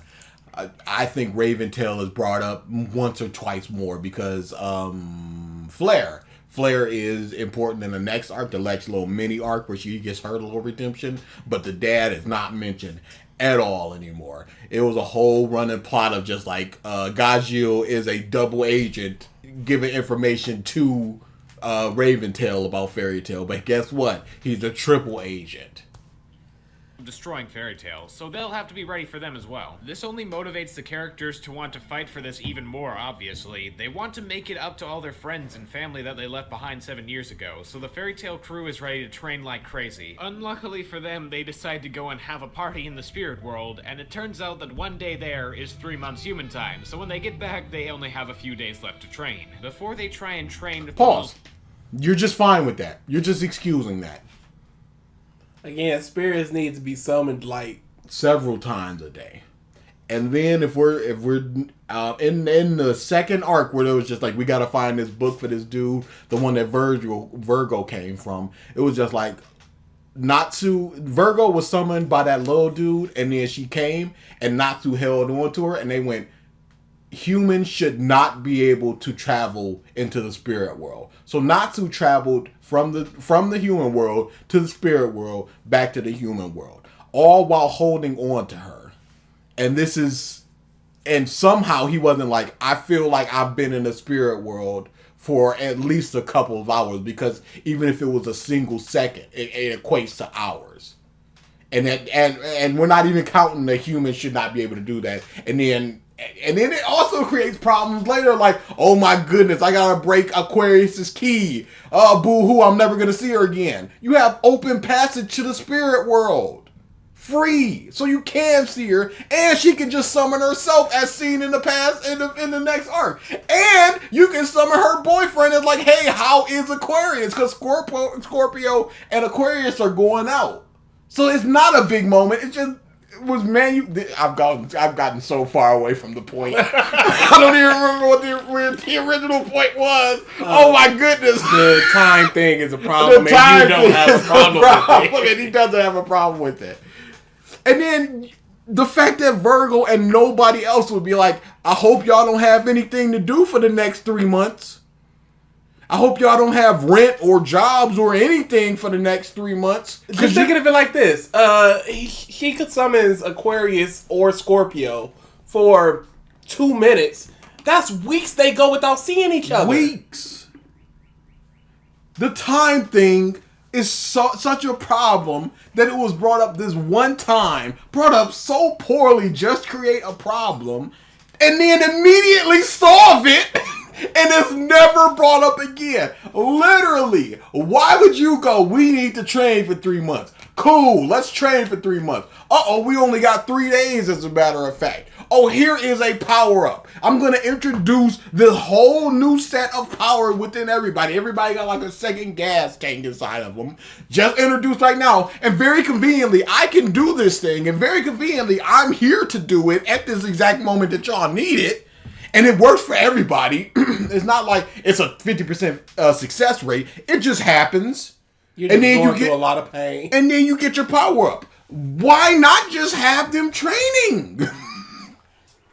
Because Second Origin is cooler. No, it's not. Oh. Time they have left, they actually run into Ultir, but she's become an Okay. ally to Fairy Tail and guilds all around the world with her own independent guild, Crime Sorcière. The only members are her, Melody, and Jellal, but they formed long ago to try. Wait a second. Pause. Go back. Could you go back to that tattoo? Could you go back a couple steps now? Sorcière. Go back. Back. Like he's got it on his wiener flap. Did he specifically order that? Or did somebody make it? Or did he just like put it on there? Why does he have hearts on the side of it? I don't like that.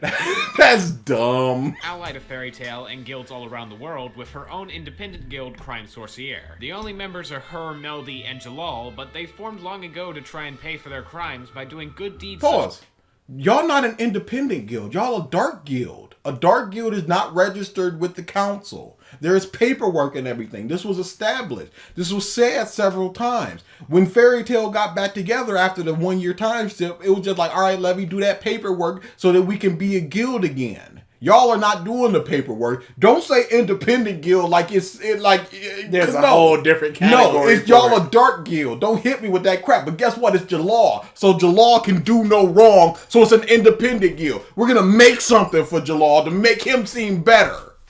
Taking down several dark guilds that have been causing trouble in the past. They decided to meet with Fairy Tail so the two of them can cooperate during the Grand Magic Games, because a mysterious presence has... Pause. Why didn't... If Shelly and Ortier are just like, wow, Fairy Tail is big, why didn't they join them? Or why didn't they unlock their second origins? Just like y'all strong members not here no more. Here's a second origin for y'all weak moles. And now... I can understand Jellal not being a part. Well, no, he could just be missed again and do missions. Which he did do in this arc. Muzzle! Oh, so you just let your guild suffer, my G? Really? Oh my... there each year. Ultir also helps them get stronger by unlocking their second origin, a reserve for magic power that not many wizards can use, but if they want to, it causes an extreme amount of pain. There's also this... Not many wizards can use. Why not? Why not? Why is she the person that can unlock it? Why is this the first time that we're ever being introduced to this? If Urza had been in a fight before and just went second origin unlocked, that'd have been fine. Then we would be like, what the is second origin? Is that why Urza is so strong? We would have questions and everything. Just like Doflamingo saying, you haven't even had your awakening yet to Luffy. Yeah. But it's just like with Unison Raid, where they do the thing and they go, that's the Unison Raid, and I'm going to explain everything, and it's extremely difficult to do and everything, but they just did it. Oh, here's y'all have known each other for 13 hours, but y'all did it. Unison Raid. Here we go, because Fairy Tail is family. And then just out of the blue, she walks out of the wood and just like, oh my goodness, y'all need a very quick power-up? Well, I got a very quick power-up right here for you. Free. And she does it. And then they get that big power up. Free. Cause an extreme amount of pain. There's also this tense scene between Jellal and Urza that I quite liked because they want to be together and morally they're on the same side and Jellal has gotten all his memories back, but Jellal is still a wanted criminal and Urza is a member of an official guild, so at least for the time being, it can't work at all. Moving forward to the actual games, before the preliminary event, Fairy Tail encounters Sabretooth's Dragon Slayers, Rogue and Sting, and oh boy, these guys are smug assholes. As Dragon Slayers do, they have Exceed companions, and they're assholes too. The moment these guys show their cocky... Why do Dragon Slayers have XC companion? I mean, regular cat companions. What are XCs? You need to explain that because I don't know what that is. But anyway, it's not a prerequisite that they have a cat companion because Gagio had to get one from somewhere. He was like, "Hey, they got it. Yeah, I want one too." And then he just came out of the forest. Don't you remember? Yeah. The black cat just came out of the forest. That's exactly what happened. So yeah, it's not a prerequisite. And Eric, Cobra doesn't have a cat. He has Loxus doesn't have a cat. Attitudes on screen, you want to punch them and see just how powerful they really are. For when Fairy Tail not very.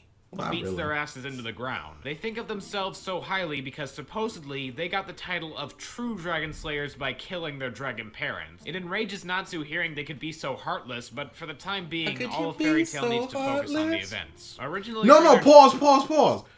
They also have dragon lacrimas inside of them. You need to say that. That's what makes them more powerful. But hey, guess what? That doesn't make any more sense because hey, guess what? Not only do we have this dragon lacrima, which we can only assume is a very rare thing, but it also matches your exact type. Yeah, that's the weird part. So what are we doing here? It's not like but we're just gonna pass over that. It's not like it was like, oh, this is a water dragon, and I got light dragon lacrima in me.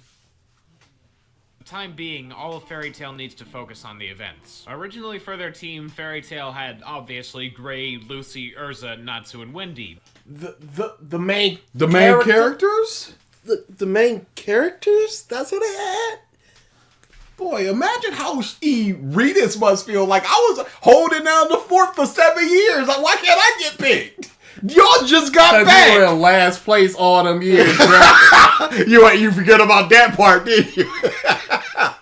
I don't care if you hold it down. If you hold down... But she got ambushed by a member of Raventail while she was sightseeing, so Elfman steps in as her replacement. When Fairy Tail first Pause.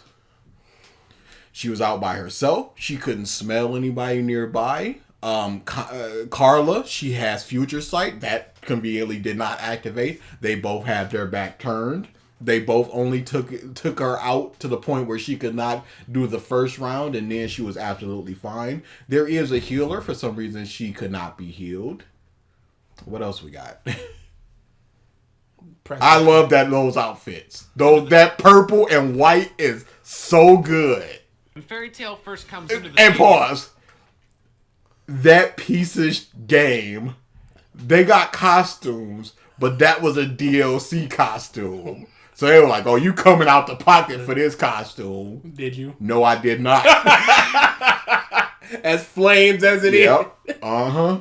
Because that's one of those things where it's just like, if I'm going to do this, they would all have to be in there so that they would match. Mm-hmm. Because otherwise, it'd just be Natsu and the purple thing. And Natsu and Urza were on my team, but that was it.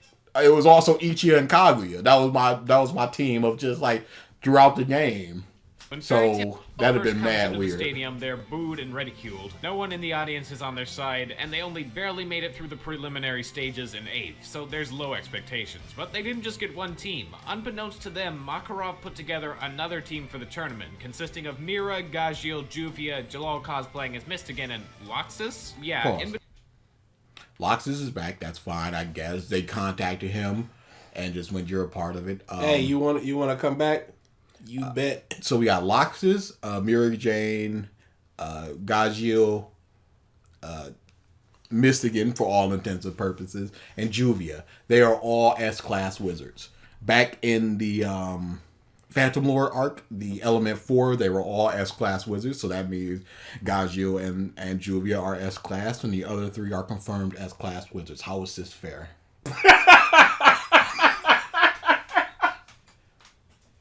Makarov made Gildarts the 5th Guildmaster after Makao, but he didn't want to be master, so he made 2 decrees before he stepped down in a matter of days. He reinstated Loxus into the guild and made Makarov the 6th Master, and that's such a Gildarts thing. Did he know the conditions by which Loxus was kicked out? Probably. When? Probably. Okay. So you can't really help but laugh. So yeah, Fairy Tail has 2 teams, and they'll be going up against 6 other guilds. Sabretooth, Raventail, Lamia Scale, Blue Pegasus, Quattro Cerberus, and Mermaid Heel. The first half of this arc is almost entirely fights with small bits in between, so I'm gonna analyze all of them. The first event is just hide and seek, basically. Sabretooth's A hype way to do it if that's the conditions you're going to lay out, but it's not. Because then it's just one-on-one fights, and hey, here's a race for you, and hey, here's a bikini contest for you. Now, it's different for something like Yu Yu Hakusho, where it's just like, every fight is a one-on-one fight, and the combatants can choose how they get their scores. But the default is best of 5.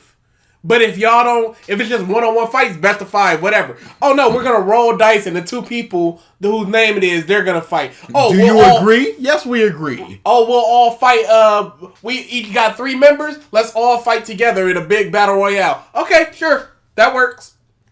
Here it is just random. It is one-on-ones, and hey, guess what? Next is Team battles. And then it's a cart thing, and then like a bikini contest and crap like that. It's like what is the and I would be fine if it was all through the minds of the people organizing it, but it's not, because Mary Jane and the other girl just go, we're gonna have a bikini contest, and everyone's just like, sure. And then I was skimming it just to remember things that happen. It's not just because sometimes it is pick whoever you want and they go out there. Sometimes it is the organizers pick who it is, and sometimes it's just fan votes. So it's just big whatever. And so we have to figure out, like, the truck thing. Was Natsu, Gajil, and Sting put in there by their team fan vote, or the organizers. And if it's the organizers, that's skeevish because they cannot move. So that's automatically their losing point. If it's fans, well, there's no way that they could have known, but it's very convenient that all the Dragon Slayers was picked. And if it's the people, the teams themselves, why the you put Natsu out there? It's like, oh, you got one event and then you're off for the next couple of events because Lucy does her flare fight, and then the next day she's in her underwater spear fight. So it's just like whatever. It's terrible. And do they know what the event is beforehand, or is it just like, hey, send your people out, here's the event? Sometimes they do because sometimes. See, look at this. With the monster fight, they were just like, all right, everybody, pick your contestant. Pick your contestant, and then come out to the ring and we'll explain what's going on. And then they did. And other times it's just like, this is what it's going to be. Pick your contestant. Or fans, who do you want to see? Or, hey, here's the thing. Organizer just saying Elfman by mistake. And that's an official fight. Who cares how we rank and score these points? You get 5 points. But for this, you get 2 points. But for that, you get 9 points. But for this, you can get 0 points. Everybody, all right, come on, let's go. Everybody understands. Fight teams, points, go. Race, carts, come on, get across that finish line. Oh wait, bikini contest over there. The water spear fight, go, go, go. Yeah, everybody in the big old spear just battle royale. The second place gets 0 points. Go. This impressive power by attacking everyone at once and winning, and Fairy Tail comes in last with 0 points because the Raven Tail douche is only attacking Gray and Juvia. Pause. You did not explain exactly what that was. You just went, it's a hide and seek battle, but hey, if I've never seen Fairy Tail, why was there 6 Grays on screen at the exact same time? The reason why was because... The reason why? Because he just didn't explain it. If it's like... Because it was just like, there's just a bunch of clones here. And if you attack one of the clones, you lose a point. If you attack a person, you gain a point. And that's what that was. And very luckily, a Dragon Slayer didn't put in because they all have fantastic noses and hearings, and they could have easily spotted them. But we're not talking about that. Battles begin, starting with Lucy fighting a Raven Tail member named Flare. The fight seems to be going fairly until Flare threatens Alzak and Discus' daughter in the stand, so Lucy has to stop fighting or else. Pause. I'm going to threaten to murder a child. Wow, you are really evil. Oh no, next time we see her, she's beaten up because her guild beat her up because she's a disgrace because she didn't win in the correct fashion. And then in the next arc, she gets a redemption. I don't want a redemption for her. She didn't deserve it. In the stand, so Lucy has to stop fighting or else. Flare almost goes as far as to burn Raven Tail's emblem over her Fairy Tail mark before Natsu notices Flare's hair in the stands and stops it. Lucy is her mama didn't. Nobody did, but Natsu. Correct. They're all engrossed in this battle. Look at it. It's so hype, yo. Huge spell that would have won her the match for sure, but she's stopped by one of the Raven Tail members, weakening her magic, causing her to lose. She was beaten down by an unfair opponent. She overcame the odds to cast a grand new spell, but she was made to look like a fool. Pause. She did not overcome the odds. Natsu just went, the odds are now even. She did not think her way out. Yeah, it wasn't like a 3-7 matchup, and she was like, I won the 3-7 matchup. It was a 5-5 matchup that turned into a 3-7, and Natsu made a 5-5 again. And then she went, oh, I have this unbeatable spell that was just implanted into my mind for free. And now I also have a Gemini key that can transform into me, thus doubling my magical potential and thus ensuring, for free, and thus ensuring that this spell will go off without a hitch. And then somebody interfered. And nobody in the stands was just like, wow, she knows this magic enough to do it, to incite to recite all of the incantations and everything. We saw the lights coming into it, and then it fizzles, and nobody goes, oh, something's wrong here. Nobody went, let's take account of all of these people's powers, so there's no funny business.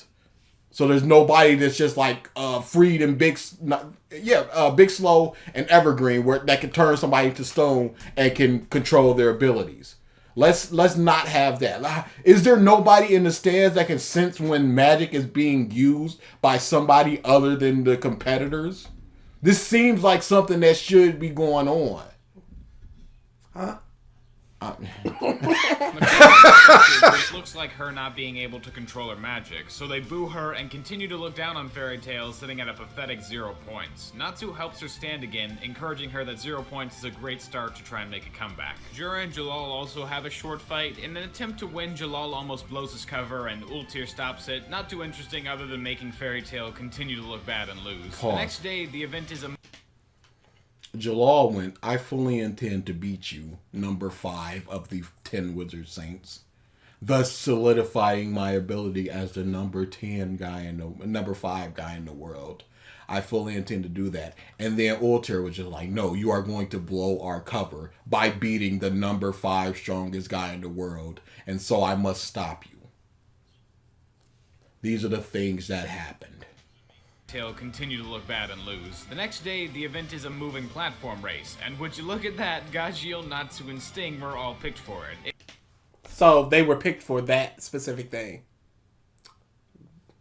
Down to them being dead last and Sting being content to give up with his motion sickness, but Natsu and Gajeel are going all out. Sting sees this as them only trying to get the favor of the public opinion instead of just doing what they want like he knew them as a kid, but they explain it isn't as much about the tournament as making up for the friends they left behind all those years ago. The guild suffered for 7 years because they left, so they're just trying to make up for it, and to them, every little point matters. Sting and the entire Sabretooth Guild's philosophy is winning big with overwhelming strength, but during this tournament, they tend to try and take the easy way out with their strategies, as I'll explain later. Sting comes in last, thinking he and his guild will just keep stacking up the points, and the battles continue. This scene is a small one, but it embodies the entire arc perfectly. Despite their position in dead last, and it seeming impossible for them to get back up to the top after being beaten down so many times, Fairy Tail as a guild persists through the games in the name of their friends and family. All to reclaim their...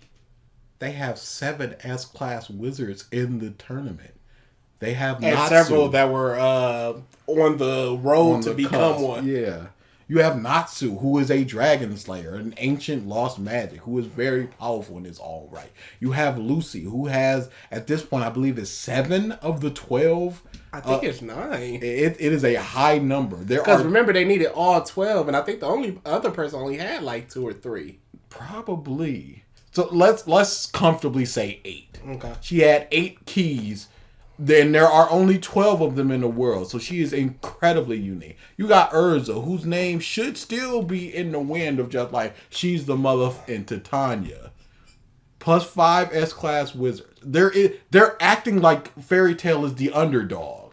When we have no reason to believe that Quattro Servius could do anything against them. Or even the main antagonist, because we don't really know what they can do. We know we have two third generation Dragon Slayers, and who else are these bums? And again, we've not seen them fight at all. So we just like, oh, they're just strong. So we just gotta look out for them. Again, this is different than Yu Yu Hakusho because there'll be so many times where they'll showcase a little bit of the abilities of the person before the next fight against Team Urameshi or Team Takoro or whatever.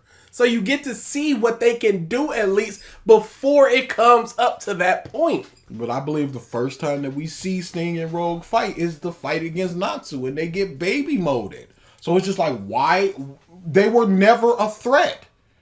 The memory... We were just told they were a threat. Yes, and never shown anything. The memory dude, he did that one thing in the tag thing, and that was just like, oh, I've got a hack that can beat this. And then once it comes to fighting...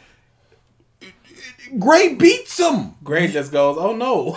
Oh no, I'm just going to make a whole bunch of magic that you can't memory it, and then you just lose. The lightning dude was a bum. Confirmed bum. Like, and it's like, oh my goodness, Fairy Tail is coming from behind. No, they're not. They were always ahead. This seems very much like John Cena versus any heel, where it's just like you're supposed to look at Cena like, how is he gonna overcome this? Yeah. And Cena against this overwhelming force, the 14-time world champion John Cena. And then when you look at the games up until this point, the first thing that Fairy Tail did was a tag match. And you said that one dude was constantly targeting him. So Graves is like, I've got no chance here. He keeps targeting me. And then you got the memory dude that's just like, I just got to hack and I'm just going to blast all of you guys at the same time over and over and over again. The second match, somebody was threatening to kill a child and then they were cheated. And then the When third they would have won. And then the third match, it's like, oh, these people physically cannot move. Nope. Third match. Oh, I'm about to beat the number 5 dude in the world. Oh, that's what it was. I'm gonna beat the number 5 dude in the world. Oh, but I'm stopped. And then it was these people cannot physically move. They were put in these positions not because of their strength, but because of just outside circumstances. Put in the correct circumstances, the great thing, that wasn't happening. Whatever. There was 2 separate things. The memory dude would have just took his... That's no problem. But all them other ones, Lucy had that in the bag. Mystic had it in Mystic the bag. had it in the bag. And here it's just like, why would you pick Dragon Slayer? You should be like, there are reserve people. They said this. You like you could swap people in reserve, whatever. There's probably rules or whatever. Who cares? But you can just go, we're not having a Dragon Slayer on these moving platforms. Why? Do they have to walk? Because surely like Natsu can like hover with fire or something. Whatever. But yeah, stop acting like this is some huge accomplishment when these are all killers. We've seen, outside of Elfman, we've seen all of these people just like, oh, these people are insanely strong. These aren't 10 bombs. These are 6 S-class wizards. Natsu, who's amazing. Lucy, who's incredibly unique. Gray, who's amazing. Just stop.